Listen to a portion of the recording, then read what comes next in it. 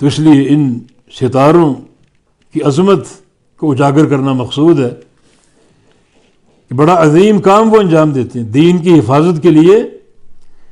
جو یلغار اٹھتی ہے اور جو اس قسم کے شیاطین آگے بڑھتے ہیں ان کا خاتمہ کرنا، تاکہ دین اس قسم کے دسائس سے پاک ہو اور صرف وحی الہی اس دین کا طریق بن جائے. بس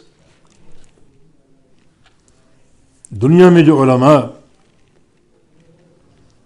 دین کا کام کرتے ہیں تو وہ علماء سر فہرست ہیں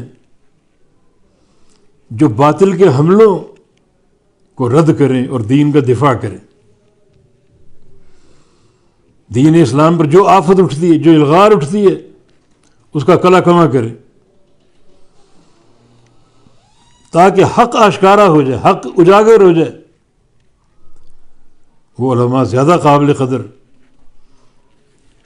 جو ہمیشہ منتظر رہتے ہیں کہ کوئی حملہ ہو، کوئی آفت اٹھے تو اس دین کو اس سے بچایا جائے اور دین کو بالکل اصل شکل اور پاک صاف بنا کر پیش کیا جائے.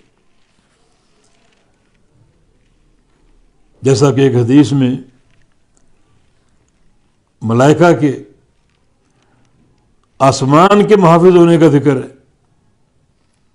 اور یہ علماء جو ہیں زمین کے محافظ. آسمان کی طرف جو شر اٹھتا ہے تو آسمان کے فرشتے اس شر کو ٹالتے ہیں، آسمانوں کے دروازے بند کر دیتے ہیں تاکہ کوئی شر اوپر نہ پہنچ پائے.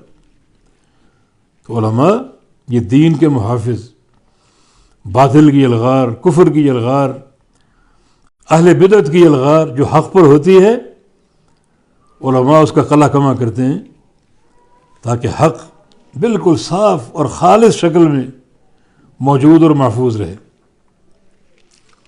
تو پھر یہ قسم بھی بڑی عظیم ہے، اس لیے اس کو عظیم کہا. وَإِنَّهُ لَقَسَمٌ لَوْ تَعْلَمُونَ عظیم. اور بے شک یہ ایک ایسی قسم ہے اگر تمہیں علم ہو تو عظیم، بہت بڑی قسم ہے.